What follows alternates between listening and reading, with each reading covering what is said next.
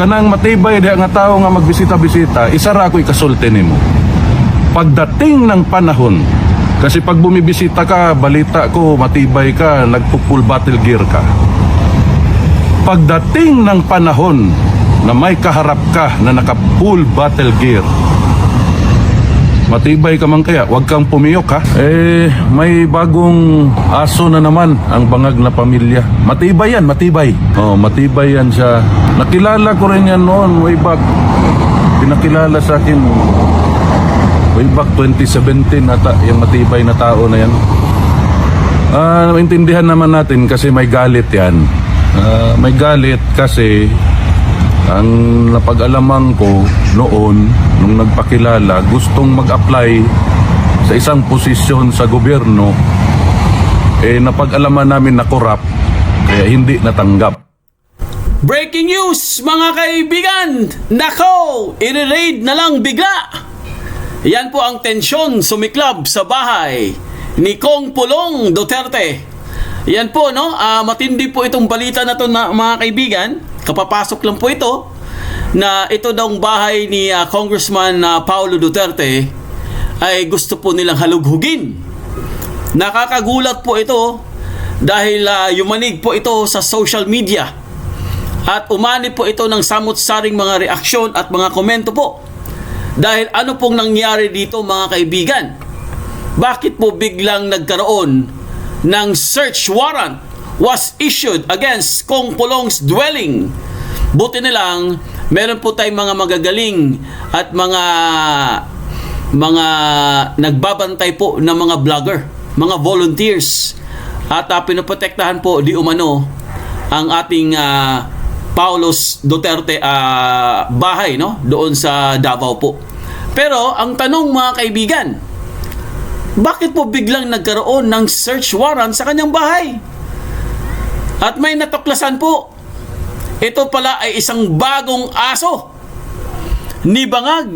Naku, may bago na pala siyang aso. Kasi yung isang aso niya, itong si Torre, naging general manager na lang, no? Tagapulot na lang ng basura, tagalinis ng kanal. Pero meron daw siyang bagong aso, itong si Bangag. At ang nag-utos daw mga kaibigan, di umano, ay walang iba kung hindi si Lisa Tanas. Nako, sabi na nga ba alam ko na yan di ba? Siyempre alam na po ng karamihan yan mga kaibigan na wala naman po ibang mag-utos dyan kung hindi si Lisa Tanas. Ayan kung babasahin po natin dito mga kaibigan, ipakita po natin di umano ang isang post po sa isang social media. Para po sa inyong kaalaman mga kaibigan, ipakita po natin dito. Ayan para meron po kayong idea. Breaking news, bagong aso ng Bangag pamilya, utos ng palakang smuggler sa Malacanang. Pahayag ni Pulong ukol sa balitang may search warrant sa bahay niya. Sabi na nga ba Sabi na nga ba si Palaka na naman. Talagang tong mga to, talagang mga desperado na.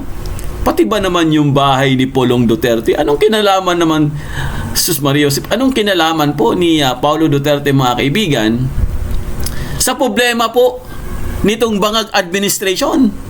Kung babasahin po natin dito, para lang po mabigyan po kayo ng idea, may bagong nabayaran.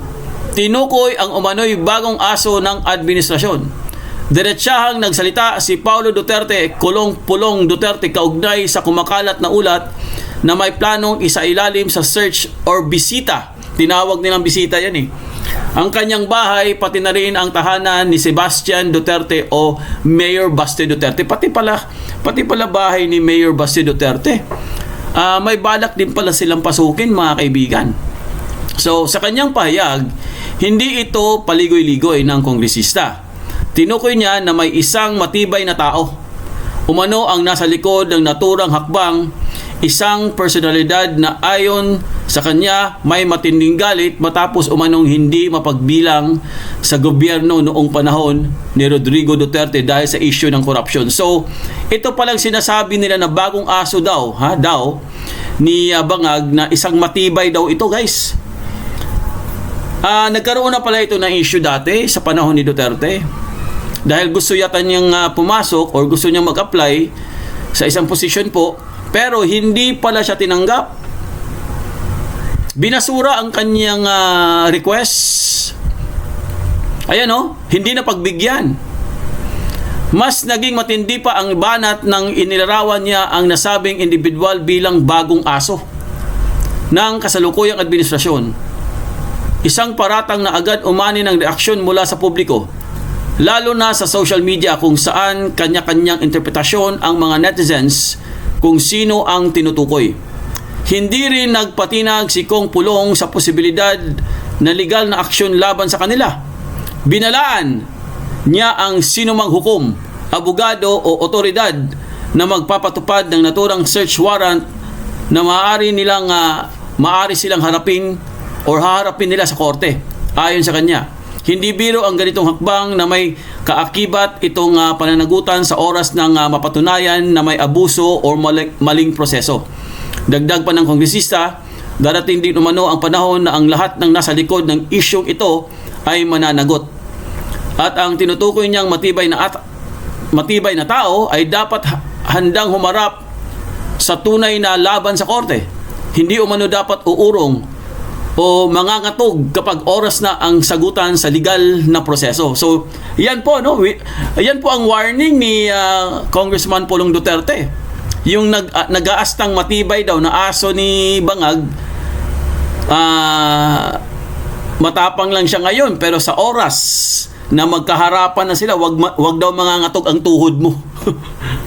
Baka bigla ka lang himatayin.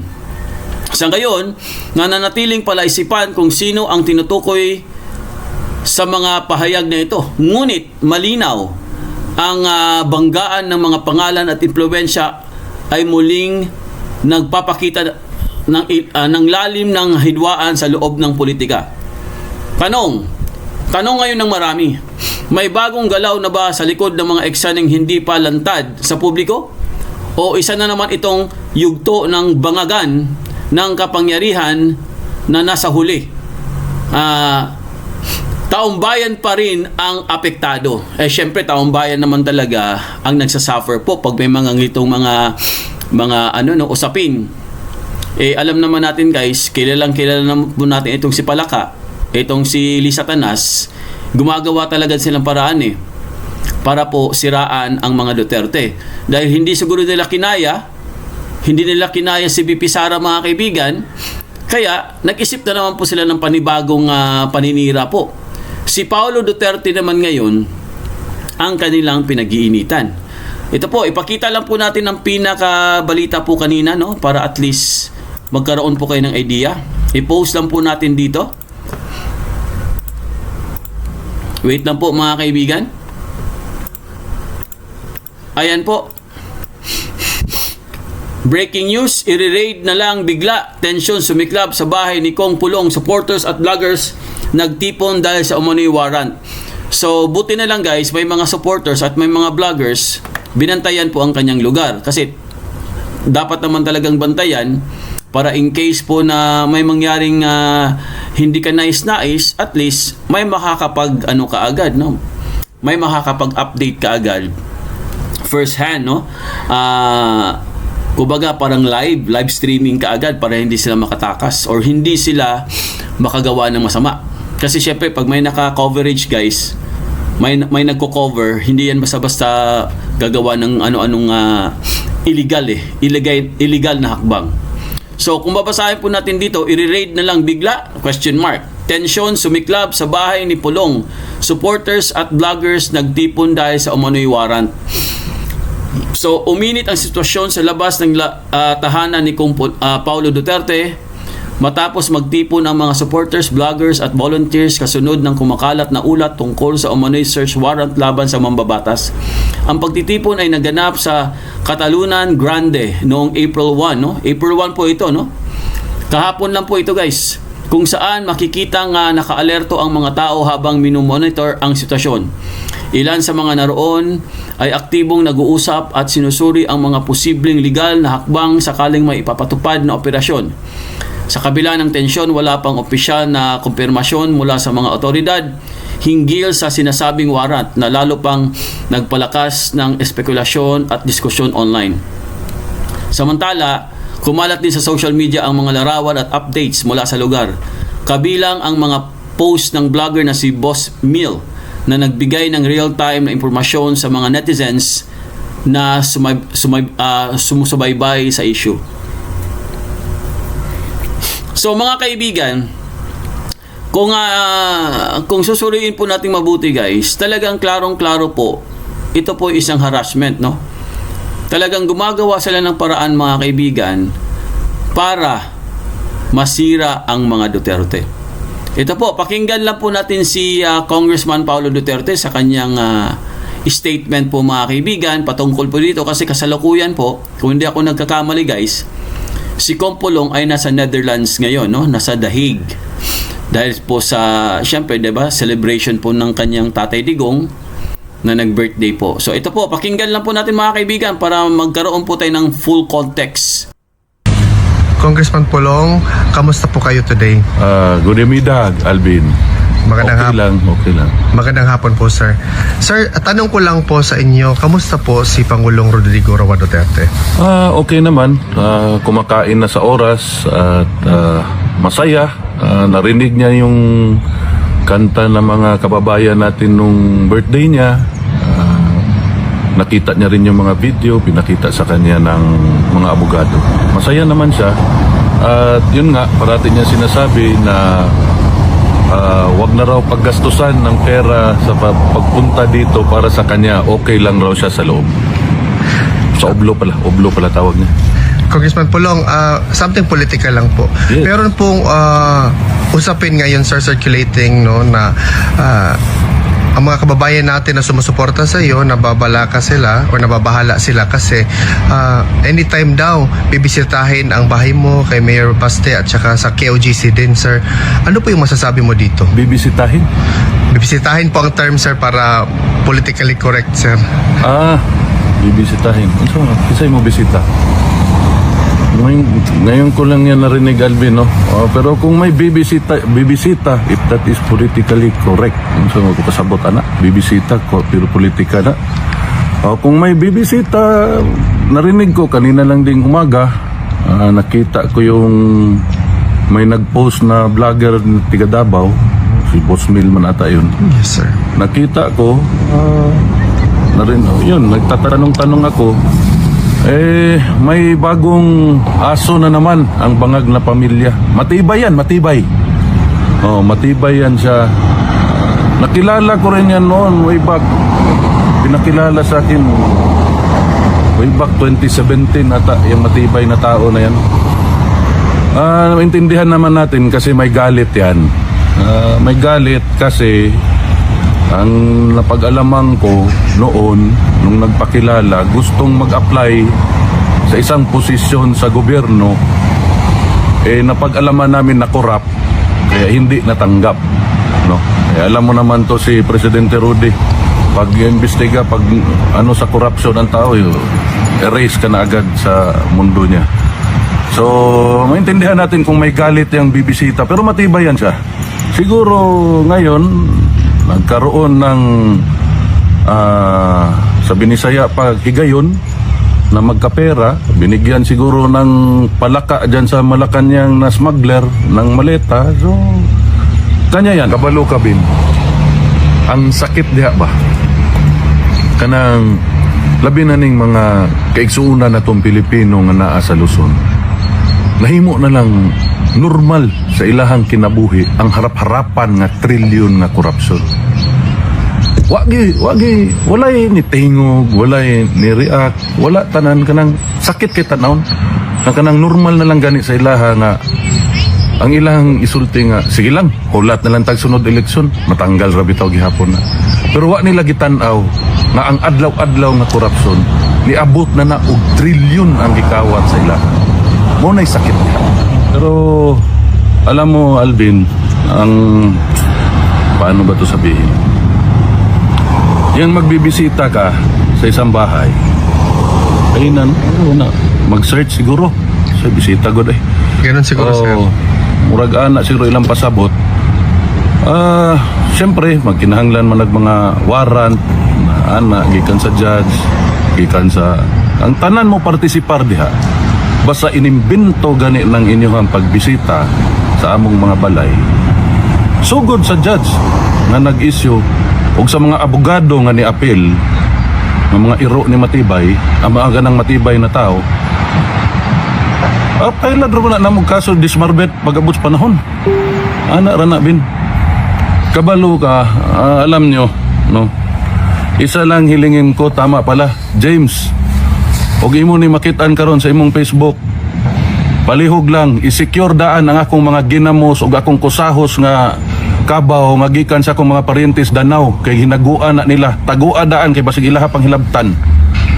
Unya, to ni sumpayan pa. Kaya mo bisita man ka sila sa akong balay. Maura dito kinahanglan ma-secure yung ginamos ug akong kusahos nga kabaw. Kay lisod kay nang kusahos nga kabaw buhaton des Danau.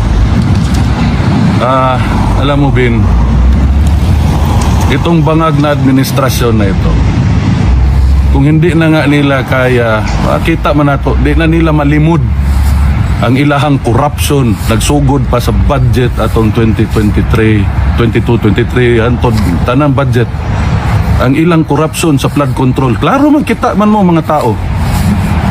Kana di na gani malimod, kabalo ka ng elitista, nga og di na niya kaya sagangon ang tanang labay sa iyaha, magpalaban dayon og iro. Ana na ang among tan-aw sa ilaha sa mga Bisaya. Dili tanang Bisaya, ako Bisaya man ko. Mao na akong tan-aw sa ilaha. Kanang di na gani nimo kaya, di na nimo malimod. Mao na nga magpalaban dayon kag iro. Mao na mga elitista. Labi na ning mga elitista nga pangit. Di mo pagkugwapo, pero mas pangit yun sila. Dagway akong ginasulti ha. Pangit sila dagway, pangit og batasan, kawatan pag yun. Sus Mariusep. No, kanang wag yun. Mao yun na ilaha. Palaban day nag mga ero. Ana mga dato. Ug di kaya tagay kwarta na diretso bisitahi. Ana man na. Kung kanang matibay di nga tao nga magbisita-bisita, isa ra ako ikasulti nimo. Pagdating ng panahon, kasi pag bumibisita ka, balita ko, matibay ka, nagpo-full battle gear ka. Pagdating ng panahon na may kaharap ka na naka-full battle gear, matibay ka man kaya, huwag kang pumiyok ha. Yun lang po. Next question please. Sir, another question po. Ano po yung masasabi mo na ang sinusunod daw sa Kongreso ngayon ay hindi yung speaker, sir, but mismo si Congressman Sandro Marcos? Meron po ba kayong opinion dito? Sino yun si Sandro Marcos? Mamang gani, siguro na niabrig agig kapitan. So, hindi balaan na. Sus Mariusep. Huwag kailan na. Who is he? Pero na ako yung nibalaan sa iya. Hindi na ako masulti dire kay malaybel ta. Gaoban, may anak sa nag-inom.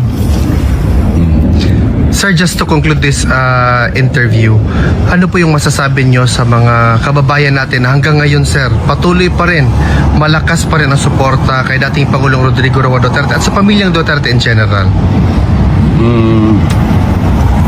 Hartelijk dank aan jullie allemaal. En goed zijn ons allen. Goedemiddag, Alvin. Maraming salamat kung mabuhay po kayo. Ayan po mga kaibigan, si Congressman Paulo Duterte. Basahin naman po natin ang pahayag po ng the Davao City Police Office or DCPO. Basahin po natin, no?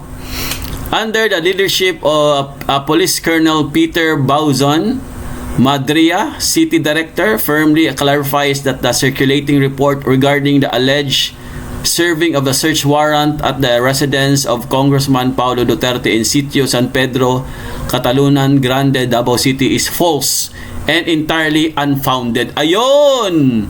Binawi po mga kaibigan ni Lisa Tanas. Natakot siguro. Ito po, ipakita natin para meron po kayong source. Bigla pong binawi ni Lisa Tanas. Anyari? Natakot agad.